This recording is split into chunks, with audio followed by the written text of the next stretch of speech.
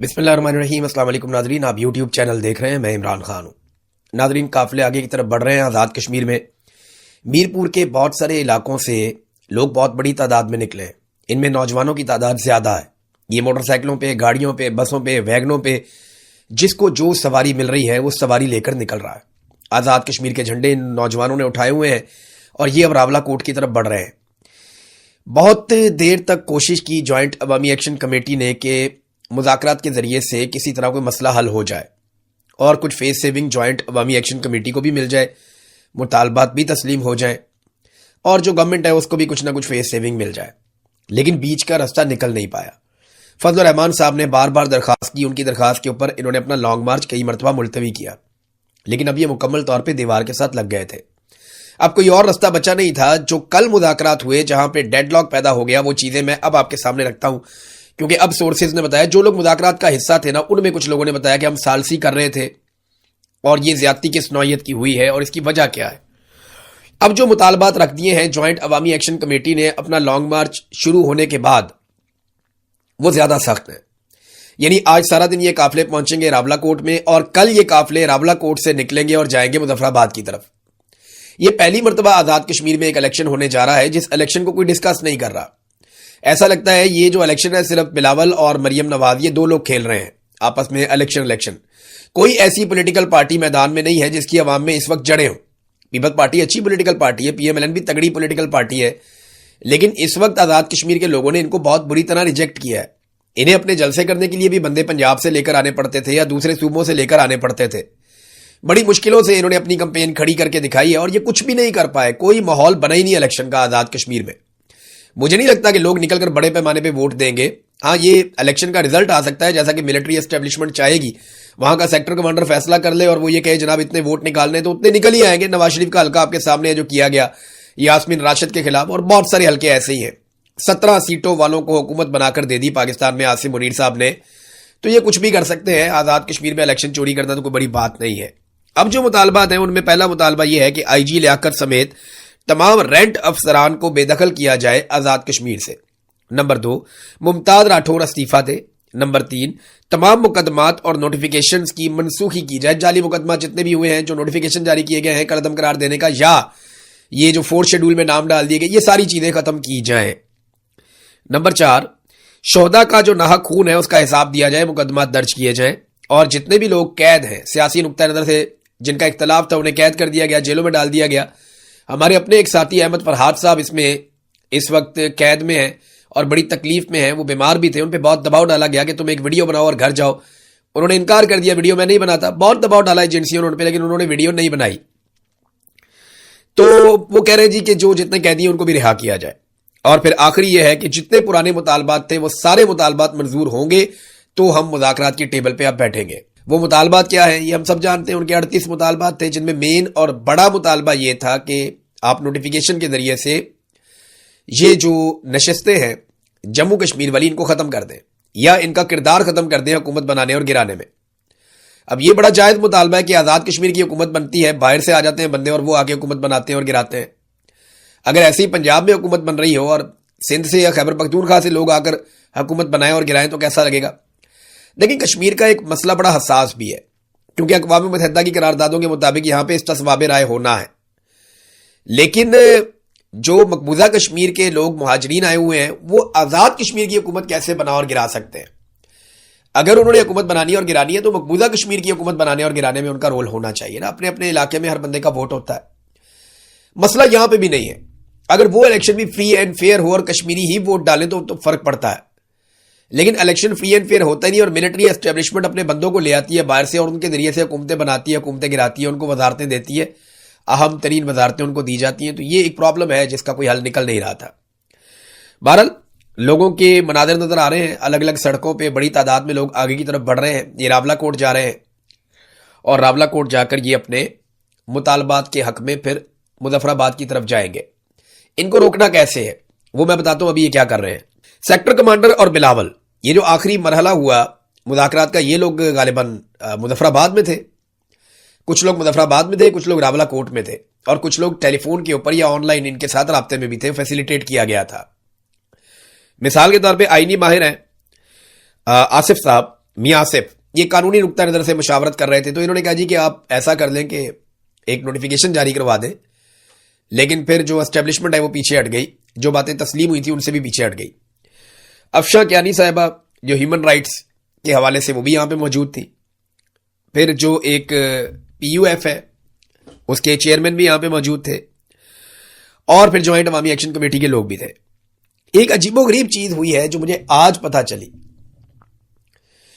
اور میں یہ چیز کبھی کہنا نہیں چاہتا، لیکن کیونکہ پاکستان کا مسئلہ بن گیا ہے، کشمیر کا مسئلہ بن گیا ہے، مسئلہ بہت حساس ہے، تو اس پہ سب کو توجہ دینی چاہیے، خاص طور پہ آرمی چیف کو ضرور دیکھنا چاہیے اور وزیر اعظم کو بھی دیکھنا چاہیے کہ ملٹری انٹیلیجنس اور آئی ایس آئی کے بیچ میں کیا چل رہا ہے۔ بریگیڈیئر فائق کے حوالے سے مجھے سورسز نے یہ بتایا کہ انہوں نے یہ گلہ کیا بریگیڈیئر فائق نے کہ آپ ایم آئی کے کہنے کے اوپر یہ احتجاج کر رہے ہیں، آپ ایم آئی کے کہنے کے اوپر آپ آگے بڑھ رہے ہیں، لانگ مارچ کا اعلان کر رہے ہیں، آپ زیادتی کر رہے ہیں، آپ کے پیچھے ایم آئی کا ہاتھ ہے، یہ تانا انہوں نے دیا، ایم آئی آپ کو بیک کرتی ہے، ان کے کہنے پر آپ لانگ مارچ کر رہے ہیں۔ تو یہ ایک سر جنگ چل رہی ہے ملٹری انٹیلیجنس میں اور آئی ایس آئی میں، یہ بہت سارے لوگ پہلے بھی رپورٹ کرتے رہے ہیں اور بار بار اس کے اوپر بات ہوتی ہے کہ جناب اس وقت جو ملٹری انٹیلیجنس ہے اور جو آئی ایس آئی ہے ان کے بیچ میں ایک سرد جنگ جاری ہے، اختیارات کے لیے، طاقت کے لیے، آنے والے عہدوں کے لیے۔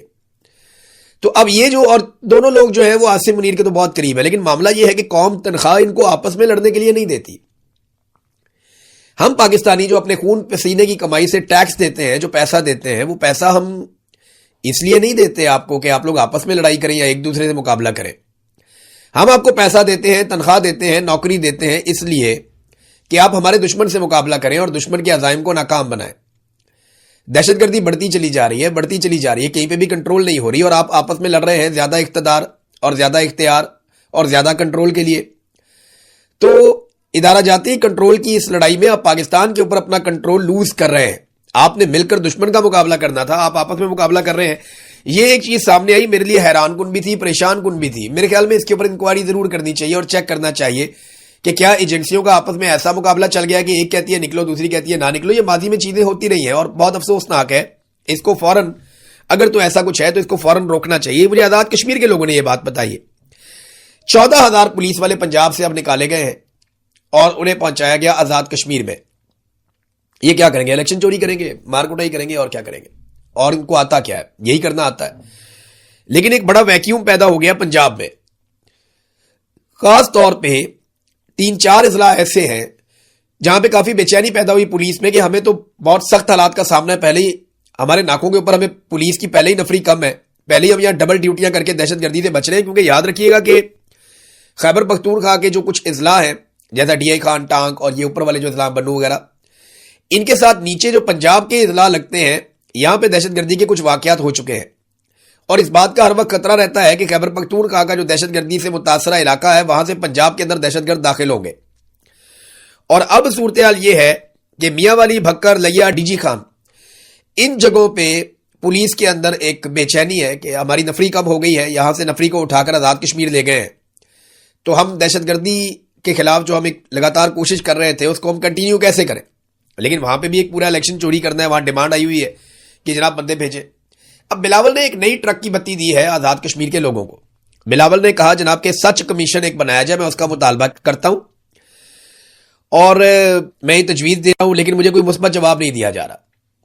یار بلاول، ہم بیوقوف ہیں، ہم روٹی کو چوچی کہتے ہیں، تمہاری حکومت ہے وہاں پہ، بنا لو کمیشن۔ یا بلاول کو کمیشن بنا کے کس نے دینا ہے؟ آزاد کشمیر ایک الگ خطہ ہے، ایک الگ ملک بنا ہوا ہے۔ وہ آزاد کشمیر یاد رکھیے گا پاکستان کا صوبہ نہیں ہے، ایک الگ کنٹری ہے جہاں کا صدر اور وزیر اعظم ہوتا ہے، اور وہ بلاول کا ہے۔ تو بلاول کو اگر وہاں کوئی کمیشن بنانا ہے تو بلاول کو کون روک سکتا ہے؟ بلاول بلائے اس کو، فیصل راٹھور کو، اپنے وزیر اعظم کو، اور سب کو اکٹھا کر کے بولے کمیشن بناؤ، انہیں کمیشن بنانا پڑ جائے گا، فوراً بنا دیں گے۔ بات یہ ہے کہ بلاول بیوقوف بنا رہا ہے سب کو، اور وہ یہ کہہ رہا ہے کہ جناب ہم کمیشن بنانا چاہتے ہیں۔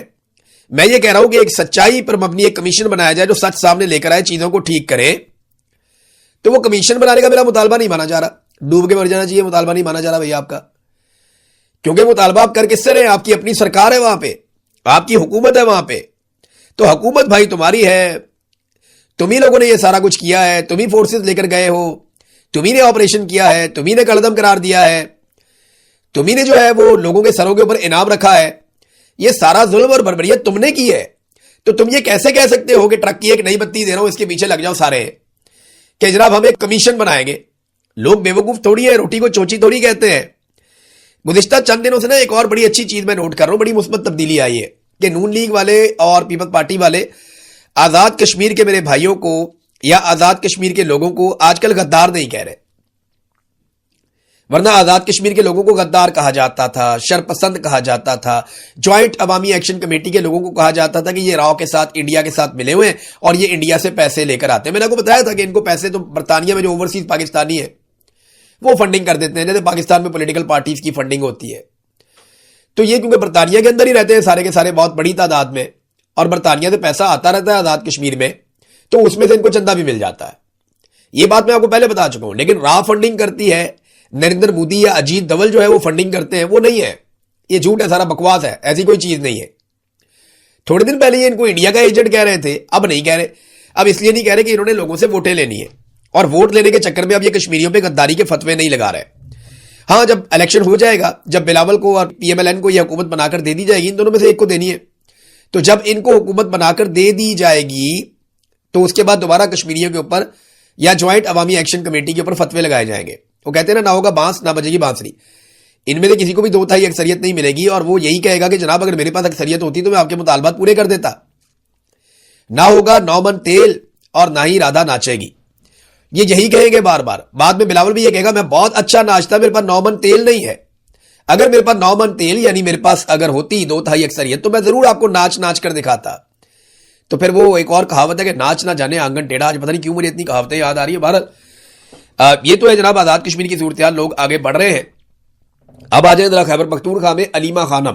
وہ ایک ایک کر کے الگ الگ علاقوں میں جا رہی ہیں خیبر پختونخوا کے, اور خیبر پختونخوا کے ایک ایک ضلع میں ایک ایک علاقے میں انہیں عوام بہت اچھا رسپونڈ کر رہی ہے.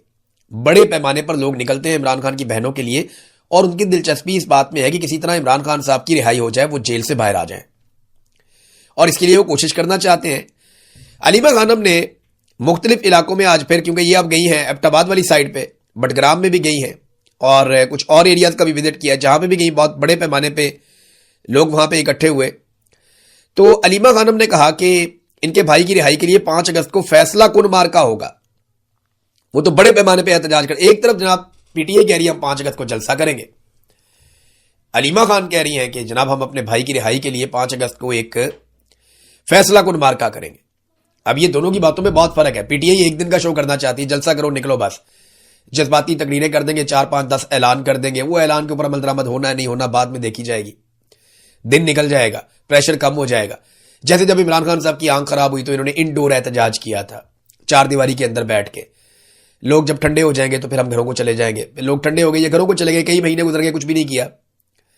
جیسے بجٹ پاس کروانے کی باری آئی تو وہ بھی کروا دیا, سارا کچھ کرتے ہیں. یہ ملٹری آپریشن جن کے عمران خان خلاف تھا یہ خود کروا رہے ہیں ہاتھ پکڑ کے. ڈرون حملے جن کے عمران خان خلاف تھا اس کے خلاف ایک بھی ایف آئی آر یہ درج نہیں کر پائے, کوئی کاروائی نہیں کر پائے. ابھی یہ ایک جلسہ کریں گے, پہلے انہوں نے اسٹیڈیم کے اندر رکھ لیا تھا, مجھے لگتا ہے وہاں پہ بھی اجازت نہیں ملی. اول تو میں اس کے خلاف تھا کہ یار آپ عمران خان پورے ملک کا لیڈر ہے, آپ اسٹیڈیم کے اندر اس کو واپس دھکیل رہے ہیں. تو میرے خیال میں اسٹیڈیم کی بھی ان کو اجازت نہیں ملی, اور انہیں کہا گیا جناب باہر. محسن نقوی صاحب ہے نا اسٹیڈیمز کے مالک ہیں, ویسے ہی آپ کو پتا ہے کرکٹ ان کے پاس ہے, تو شاید ان کو اسٹیڈیم کی اجازت نہیں ملی. موٹر وے کے پاس کہتے ہیں کھلا میدان ہے, وہاں پہ اب ہم کریں گے جلسہ. ٹھیک ہے جی, کریں جلسہ, اور جلسہ کرنے کے بعد بتائیں آپ کرنا کیا چاہتے ہیں, کیونکہ عوام اب بہت غصے میں ہے. لوگوں کو ایسا لگتا ہے کہ پاکستان تحریک انصاف کو اقتدار کے لیے ایک ٹولے نے استعمال کر لیا عمران خان صاحب کی مقبولیت کو, اور اس کو جیل میں چھوڑ دیا بیچارے کو, اکیلے کو. علیمہ خانم کہتی ہے جی ہم ایک فائنل مارکا کرنے جا رہے ہیں 5 اگست کو. اب جیسے جیسے دن قریب آئیں گے نا اور چیزیں کلیئر ہوتی چلی جائیں گی. ناظرین ایک اور خبر ہے میرے پاس, یہ خبر آپ دیکھیں, ہم 11 ارب کے جہاز کو رو رہے تھے کہ جناب 11 ارب روپے کا جہاز لے لیا پنجاب نے. یہ پنجاب سے گندم جو غائب ہو گئی ہے نا, اس کی قیمت لگ بھگ 400 ارب روپے ہے. 400 ارب روپے کی گندم پنجاب سے غائب ہو گئی. ہم رو رہے تھے کس کو, 11 ارب کے جہاز کو. آوے کا آوے ہی بگڑا ہوا ہے. یہ گندم کیسے مینج ہوئی, کہاں گئی, کدھر غائب ہو گئی, کسی کو کچھ پتہ ہی نہیں ہے. یہ لگ بھگ 45 لاکھ ٹن گندم تھی, کہاں گئی, کوئی جواب نہیں مل رہا. رپورٹیں چھپ رہی ہیں, جواب نہیں مل رہا. سرکاری ملاقاتوں کے اندر ان چیزوں کا انکشاف ہو رہا ہے لیکن جواب نہیں مل رہا, اور گندم کے بحران کے اندر شدت آتی چلی جا رہی ہے. یہ جو انکشافات ہوئے ہیں کہ جناب یہ گندم غائب ہو گئی، یہ گندم غائب کیسے ہوئی، کس نے غائب کی، کچھ پتہ نہیں چل رہا، بلکہ وفاقی حکومت اور صوبوں کو رواں سال گندم کی خریداری پالیسی پر مؤثر عمل درآمد میں مشکلات کا سامنا ہے، اور یہ انکشاف ہو گیا کہ پنجاب میں گندم کی ایک بڑی مقدار کا ریکارڈ دستیاب ہی نہیں ہے۔ 45 لاکھ ٹن گندم غائب، اس کو منوں میں کنورٹ کریں نا، اور پھر اس کو 3500 سے ضرب دیں جو سرکاری قیمت ہے گندم کی، یہ 400 ارب روپے کی گندم بنتی ہے۔ اور ابھی جو گندم ہم امپورٹ کرنے جا رہے ہیں، لگ بھگ کوئی 100 ارب کی گندم ہم امپورٹ کریں گے ابھی فی الحال فوری طور پہ۔ 10 لاکھ ٹن گندم، 10 لاکھ ٹن 25 سے ملٹیپلائی کریں تو من بن جاتے ہیں، اور پھر آپ عالمی منڈی میں قیمت دیکھ لیں، لگ بھگ آپ کو 100 ارب روپے کی گندم امپورٹ کرنی پڑے گی، مہنگی گندم آپ کو لانی پڑے گی پاکستان میں۔ پاکستانی کسانوں کا استحصال ہو رہا ہے، تباہ ہو رہے ہیں، اور ہم دنیا بھر کے کسانوں کو خوشحال کرنا چاہتے ہیں ان کی گندم خرید کے۔ ہماری گندم کہاں گئی، کوئی ریکارڈ ہی نہیں ہے، ذخیرہ اندوز لے گئے، بس اتنا کہہ دیتے ہیں اور جان چھوٹ جاتی ہے، اس کے علاوہ کوئی ان کے پاس جواب نہیں ہوتا۔ ایک اور خبر ناظرین، پاکستان نے سعودی عرب کے ساتھ دفاعی معاہدہ کیا، پھر پتہ چلا قطر کے ساتھ بھی ہمارا دفاعی معاہدہ، اور اب کویت کے ساتھ بھی پاکستان ایک دفاعی معاہدہ کرنے جا رہا ہے۔ کویت کی جو سرکار ہے اس نے اس کی منظوری دے دی، لیکن بطور پاکستانی میں نہیں جانتا، کیبنٹ کے لوگوں سے بات ہوئی تو وہ کہتے ہیں ہم بھی نہیں جانتے، ایم این ایز اور ایم پی ایس سے سینیٹر سے بات ہوئی، انہوں نے کہا جی ہم بھی نہیں جانتے۔